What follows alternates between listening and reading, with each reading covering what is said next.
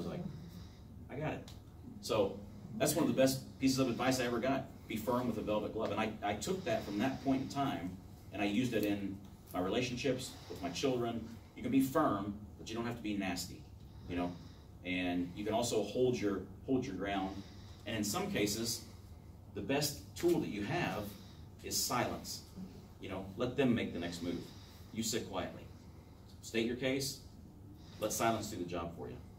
And it was a really defining moment for me. It was simple. Be firm with a velvet glove. Because, you know, we're so used at that point in time, we were sort of the world's lone superpower. You know, well, we're here, you're going to do it our way. Well, no, that's not always the right approach. Yeah, that's just one thing that comes to mind.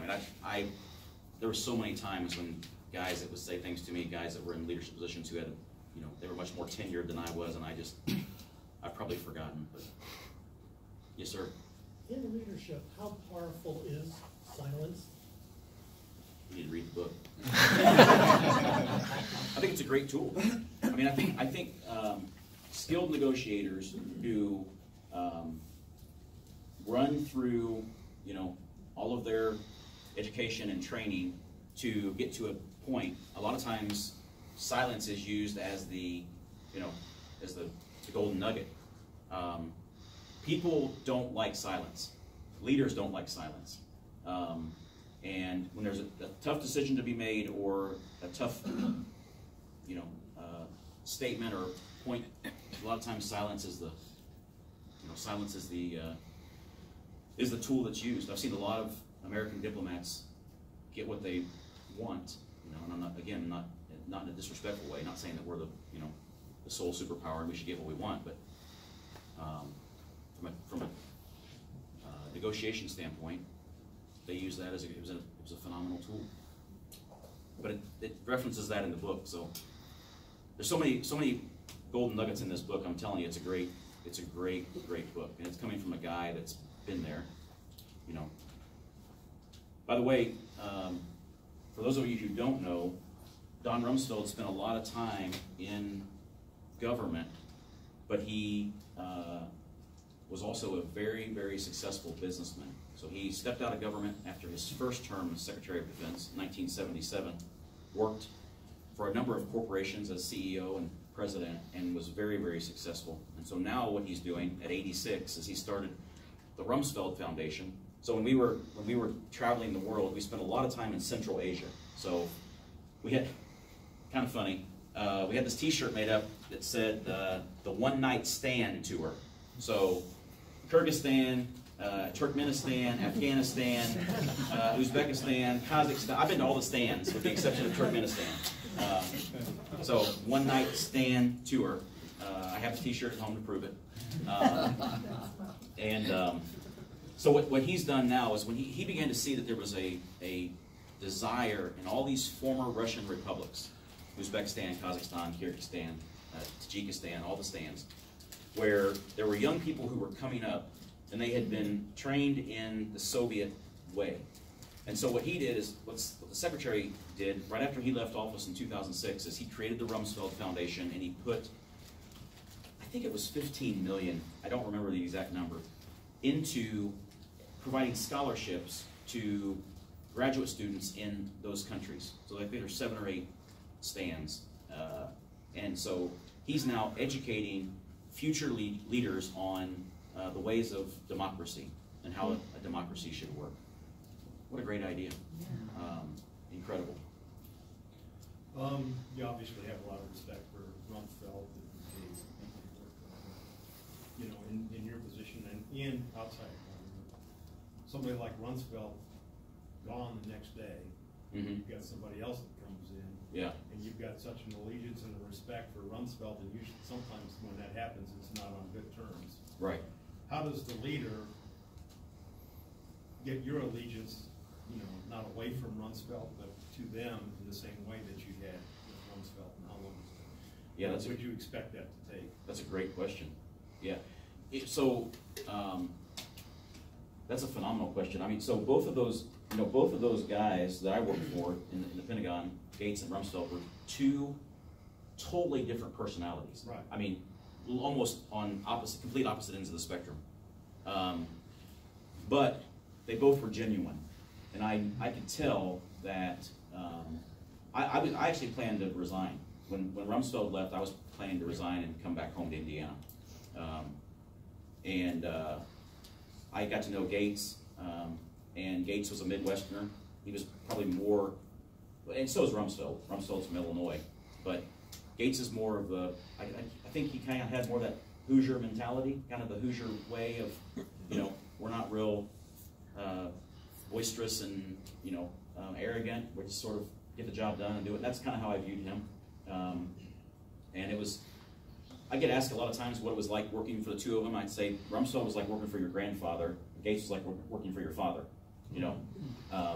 and so the transition for me wasn't easy. I mean, I struggled a little bit because it took me a while to get to know Gates. But Rumsfeld was like a movie star. I mean, we would a lot of times, depending on the aircraft that we flew, we would have to stop at some foreign airport and refuel. And when we would stop, we would, a couple of the security agents and maybe myself, we'd get off with the secretary and he'd go in and, use the restroom, look at the store. And the crowds would just, it would be like he's Tom Cruise because everybody knew who Don Rumsfeld was.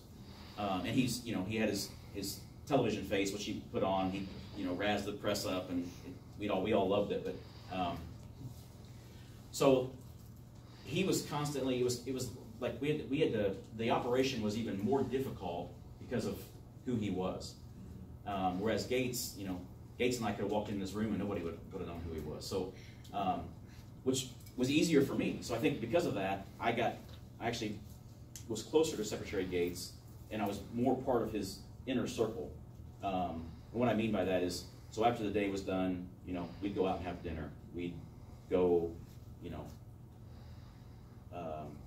have a cigar or something like that. You didn't hear that. So just it was more of a I guess more of a personable or personal relationship than a professional relationship. I have the utmost respect for both of those gentlemen, and I served Rumsfeld for almost 6.5 years, so that was a long time. There's a change in administration in philosophy. Mm-hmm. Were you at a level where you left by choice, or you were told you have to leave with this administration? No, we actually, I was really lucky. It rarely ever happens, as you probably know. So Gates was in the Bush administration, and then when Bush was term limited and President Obama won, Gates was actually the only cabinet member to actually, I think there were two. Ray LaHood may have stayed, Secretary of Transportation. But so Gates was asked to stay, and I was one of 6 staff members that was asked to stay with him. So it was hard for me because I had political differences with the Obama administration, but I wanted to serve the Secretary and I wanted to serve the Department of Defense, which they do their best to stay apolitical, so. I don't know if that answers your question. Hopefully it does. I just wondered, because you hear today about people that stay in the government and are outrightly working against. Yeah.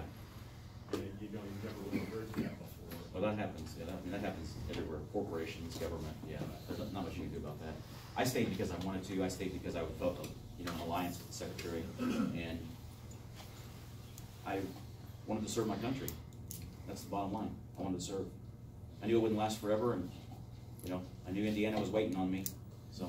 But when you're in a corporate situation and you're not dealing with somebody that's got a reputation like a Gates, he comes in with a reputation, and Rumsfeld comes in with a reputation. But if you're at a corporate level, you may have absolutely no clue who this person is. Right. And they have to farm, the allegiances that were with the previous person. How do they? Yeah. It's totally different. Is that one of your primary objectives as you come in as a new leader, to figure out how to do that? Well, I think you have to figure out who your allies are. Government's nasty. So no, I was saying in the corporate. Yeah. When you get in the corporate world. Yeah, corporate world's nasty too. Yeah. they're probably both equally nasty. Probably more political in government just because of the nature of the beast. Yeah, I'm not sure I have a good answer, but yes, sir. Given the fact you were with 8 different SMAs and you've left the public service realm back into the private realm,